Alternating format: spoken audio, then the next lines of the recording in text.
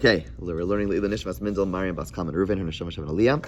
We're up to Ayin Amud Beis, and we are up to the two dots, or Bayimine Rav Amir Ben Nachman. If you're in the article, it's 70b1, on the bottom, last line of the first paragraph. On the Gemara side, it's the two dots. Okay, so we have a question over here about this this whole discussion about shogeg. What exactly are the parameters of shogeg? And so we're going to go further into that discussion. We're just going to get to the next two dots. And today, it's been a while, so we're going to make sure to learn some Mechtam Eliyahu today. Regardless, we're not going to cover too much ground. So, Rava Amir Ben Nachman. Rava asked the following from Nachman: Helem zev biyado. Let's say a person forgot about both. Okay, there's a lapse of awareness about both the fact that there is something called Shabbos, and the person forgot, meaning the person doesn't know today's Shabbos. Just forgot, he knows the concept of Shabbos, but forgot about it. And so he doesn't realize today's Shabbos. And in addition to forgetting about the fact that it's Shabbos, also forgot that these malachos are forbidden, right? So there's a forgetting about both of those things taking in the same place. Mahu, what is the halacha in that case? Okay? So we already covered this in the case of saying it's ones. It's what? Ones? We said it was ones in that case, if you don't know.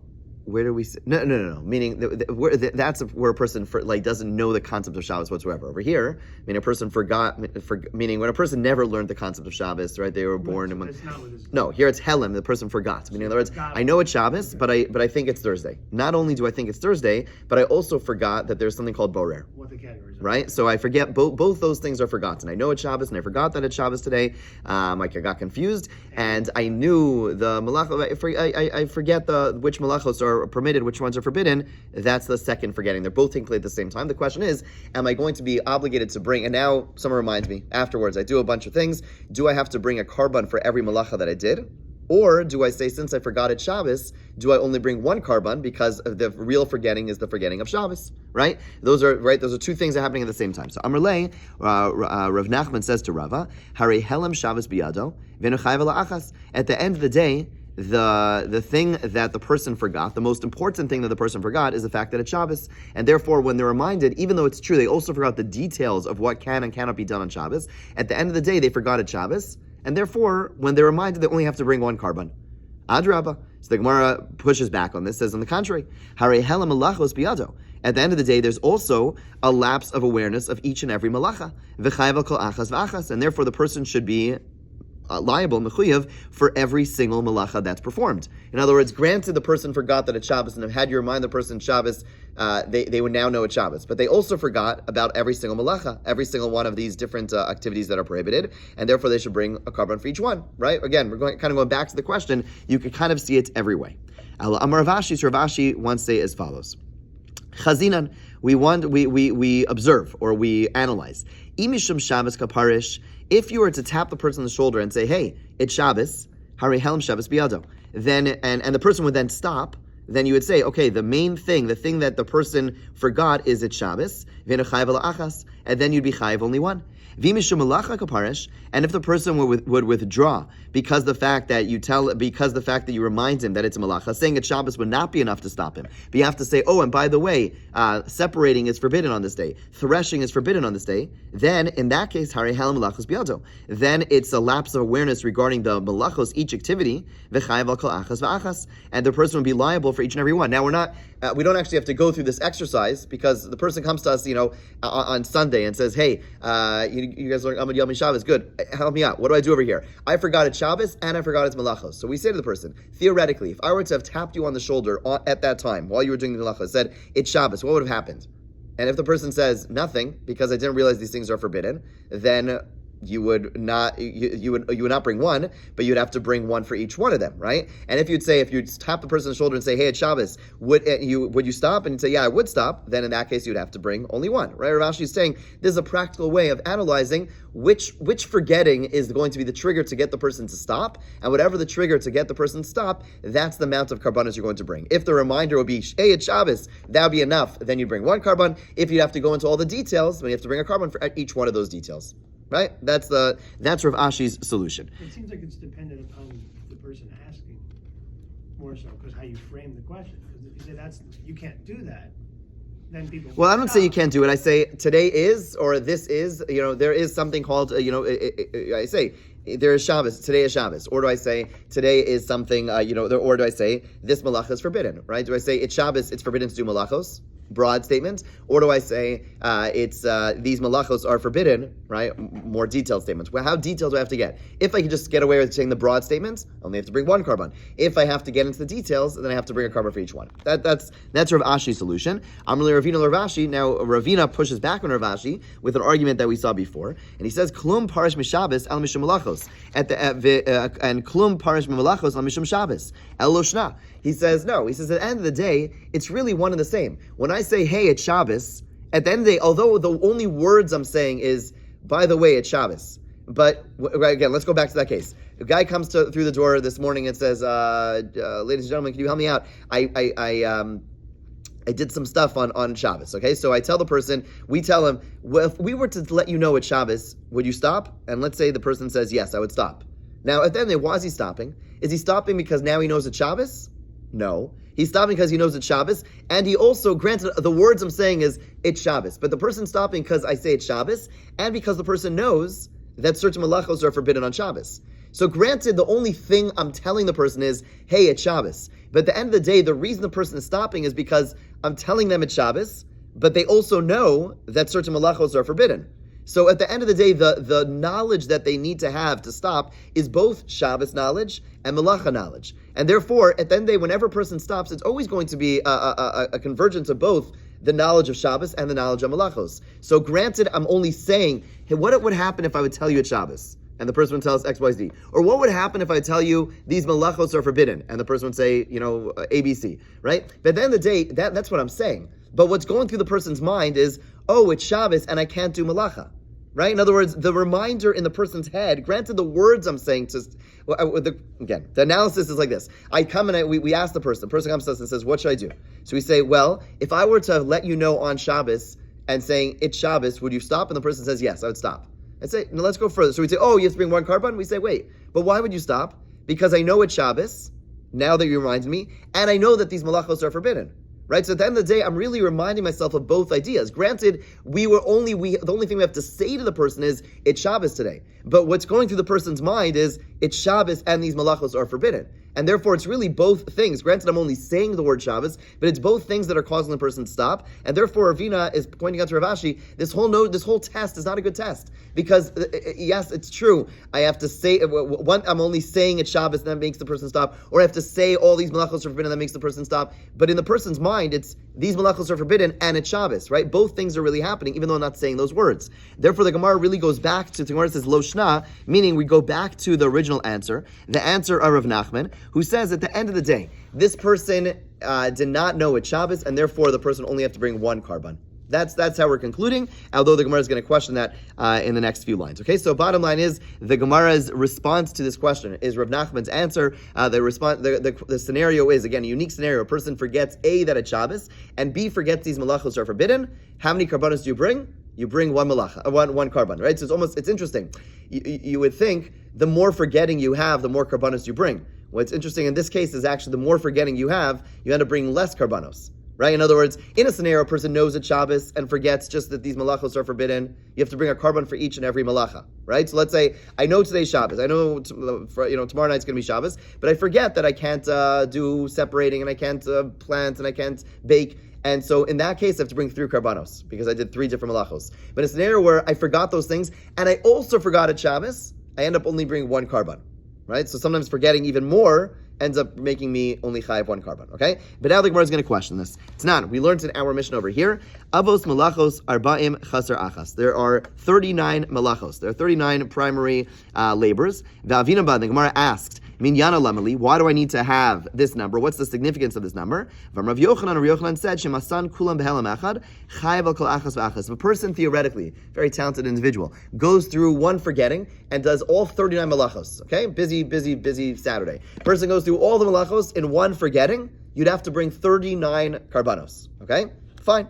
That's the halacha. Now, what we're going to try to figure out is, what's the scenario where a person could end up bringing 39 different karbanos. And we're going to see, based on the conclusion, it's going to pose a question to what we just learned from Rav Nachman. That's what's about to happen, okay?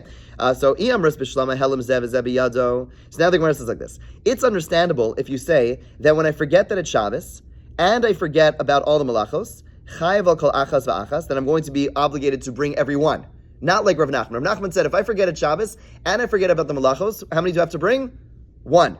Okay, but the opposite opinion would be they have to bring all, for a carbon for each one. So we say this Mishnah we just learned that said I could bring 39 carbonos for one Shabbos makes sense if you say I forget at Shabbos and I forget that I forget about the 39 and I forget about all the malachos, then I'll be chai for each and every one shaper. It makes sense, right? It makes sense to read this Mishnah where the scenario of our Mishnah is going to be a case where the guy forgets that it's Shabbos and the guy forgets about each and every one malachos, each and every one of these forbidden actions. Then the guy's going to bring 39 different karbanos. Shaper makes sense.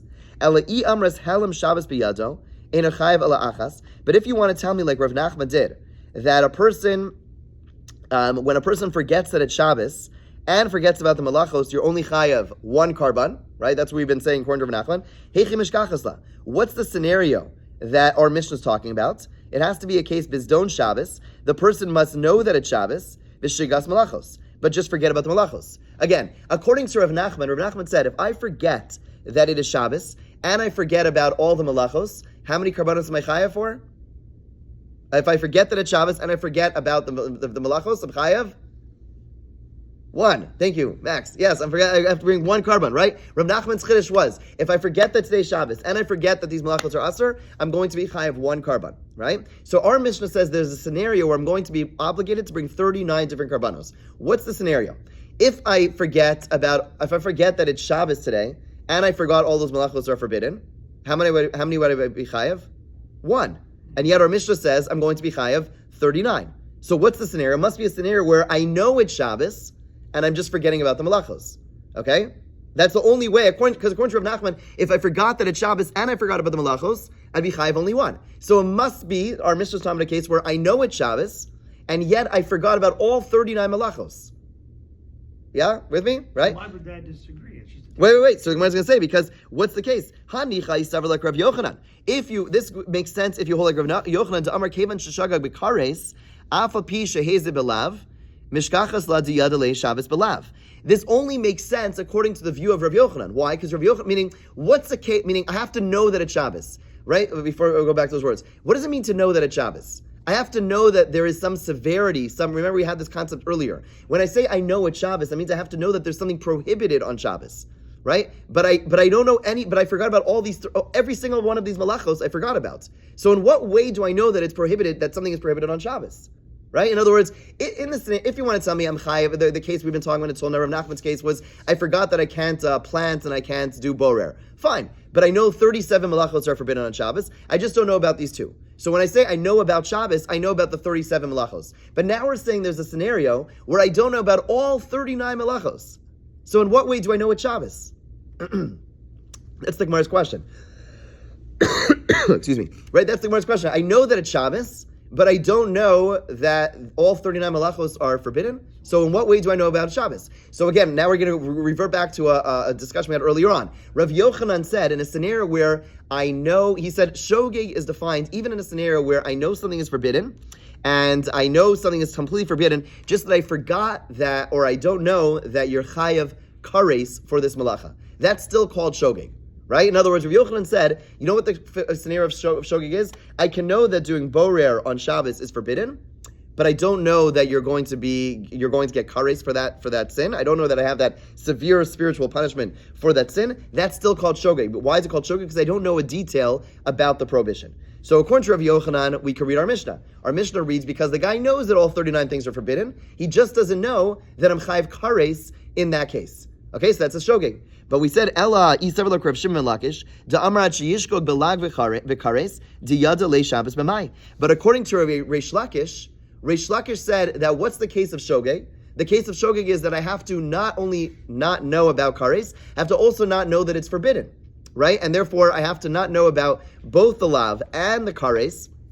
So again, going back to our case over here, what is the scenario where I'm going to be chayiv for 39 malachos, right? I forgot all these things are prohibited, and according to Reish Lakish, when I forgot they're prohibited, I forgot that they are prohibited entirely. Not only did I forget about the kares, I forgot that it's forbidden, right? So in what way did I know, and we have to say it's a scenario where I know it's Shabbos, and I don't know about the malachos. In what way do I know about Shabbos, right? Because every single one of the malachos, I don't know that it's forbidden. So in what way do I know that it's shot? Right, again, let's just go back. Our Mishnah says that I'm chayev 39 karbanos. What's the scenario that I'm going to be chayev 39 karbanos, right? According to Rav Nachman, in a scenario where I forgot that it's Shabbos and I forgot about the malachos, I'm chayev only one. That can't be the case for our Mishnah, because our Mishnah says you are chayev for 39 malachos. So there has to be a scenario where I have some knowledge of Shabbos, right?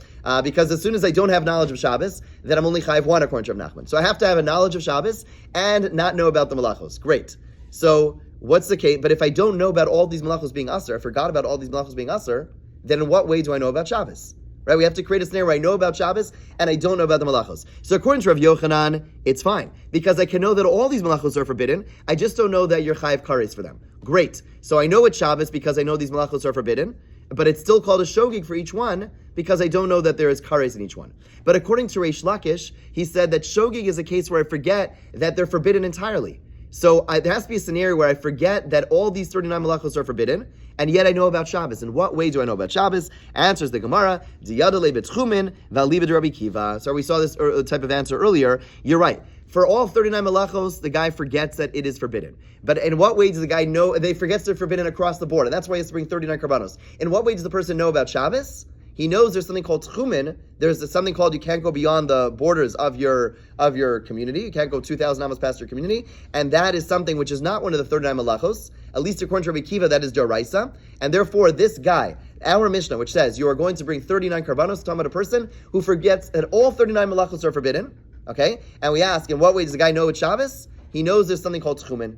And that way there's zadon, the person knows there's something called Shabbos through tchumin, and yet is completely forgetful about all 39 malachos. That's the guy who's going to bring 39 different karbanos.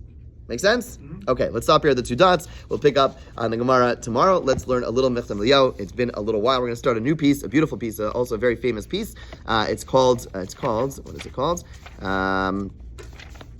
It's about giving and taking. Okay, that is the way it's known, or it's known called Chesed. But basically, it's called about giving and taking. A pretty strong piece, and he begins like this. Okay, this is a piece. Okay, let's jump in. So basically, he says when Hashem created us, He gave us humans both the ability to both give and to take. Makes sense. We know that there are times when we're on the giving side, there are times we're on the taking side, and that's just part of what it means to be human. But then he goes a little bit deeper in terms of the characteristic of what it means to give. He says giving is by definition a godly act. When we give, we are emulating. When we say that we have Tselem Elokim, that we have the divine image, we know all the Mefarshim ask, what does it mean we have the divine image? Do I look like Hashem? Hashem, does not have a image. What does it mean that I am like Hashem? What it means is that we are giving. When we give, that is emulating Hashem. When we are on the giving side, that is the way that we emulate Hashem. And when we think there's a famous Gemara that speaks about Ma'hu Rachum, Af'ata Rachum, just like Hashem is compassionate, we have to be compassionate. It's specifically that Gemara. It's interesting. It doesn't say just like Hashem is vengeful, we should be vengeful, right? Only when it comes to the positive, when it comes to the giving, do we say just like Hashem is such, we are such. It's only in the giving. That's because when we think about Hashem at the core, when we think of who Hashem is Tov Umeitiv, Hashem is good, and He does good to others. At the core, when we think of the core characteristic of Hashem, even the name Yud Kei Vav Kei represents the fact that Hashem gives to us. So when we are on the giving side, we are emulating Hashem. That is a divine act. When we give,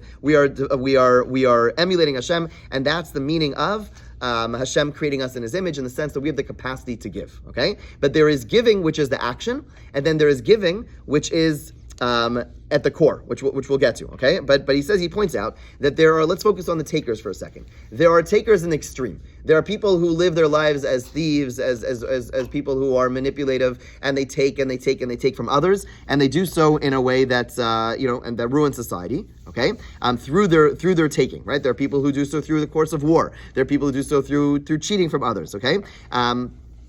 Okay, and so in order to deal with such people, society has to create, we have, systems created to ensure that people are not taking too much. We have tribunals that try to ensure that countries don't take too much. We have court systems within every society to ensure that people do not take too much. But even when you have, checks and balances to ensure that people don't take, that doesn't detract from the fact that at the core, there is still a strong impulse to take. In other words, all the courts do is they ensure that it doesn't actually get expressed. But at the core, there still might be a person who has an impulse, a drive to take from others, right? There's a Mishnah in Pirkei Avos that says that if a person, had it not been for the court systems, had it not been for the fear of the state, then we would swallow each other alive. We'd swallow each other alive. What does that mean? What that means is that the courts take care of the external taking. I'm afraid to steal from my neighbor because I might get arrested for it. I'm afraid to get in an accident, hit and run because I'm afraid that the court's going to run after me. But that doesn't take away the core drive to take. Okay, so what that means is, at the core, there are people who just simply want to swallow up each other. They want to just get and get and get and get. And what he uses that for is to tell us that there are really two powers in the world, and there are really two core characteristics that exist in the world. Okay, and that is that at the core, there are people who could be defined as takers, and there are people who at the core could be defined as givers. He says at the end of the day, he says that, that each and every person, if you go to the core, you will see that each and every person, there are people who are takers in the world, and there are people who are givers of the world. There are people, even if they may not cheat, they may not steal, but at the end of the day, every one of the interactions is really about what they could be getting for themselves. That person is a taker. They're not a criminal. They're not a thief. They're not someone that we'll say is a bad person, but at the core, they are someone who is driven by my sense of wanting, my sense of consuming, my sense of taking in from others. That is a taker. And then there's a person who at the core, they are someone who is giving and giving and giving. That's someone who wants to always give of themselves, give, and that is ultimately the question. He says, in every single act, at the core of each and every person, a question to ask ourselves, a scary question to ask ourselves. Again, and externally, they may look exactly the same. We're not talking about criminals. Again, we're not talking about the extremes of the person who goes ahead and just robs from other people. They could look the exact same. They're both giving tzedakah, and they're both doing chesed. But within those two actions, you could find a person who at the core, they are someone who wants to give, and they want to give themselves, they want to just bestow onto others. And at the core, there are people who want to just take and take and take. And again, externally, they may look exactly the same, but at the core, there's going to be this radical difference between the two. And those are the two poles of the entire world that every personality revolves around. The giver and the taker. And it's a question worth asking ourselves, which one of these two cores are we at? Are we a person who at the core, we want to just give of ourselves and give ourselves, or at the core, are we someone who wants to take? We do it in a way that's socially acceptable. We don't do it in a way that looks, egocentric, etc., But at the core, we are someone who is a taker, and he's going to elaborate, because he says, I recognize that anyone who's involved in any business is going to say, what do you mean? Am I by definition, I have to take money, I have to take payments, etc., Is that bad? Is there something wrong with that? And he's going to elaborate, but what he's asking us to do to start thinking about as we go through the actions of our day, is the action being driven by a sense of giving of ourselves, or is the action being driven of something of taking of ourselves? It's a question worth reflecting on, and we'll elaborate on this a little bit more next, whenever we get back to Eliyahu. Have a great day.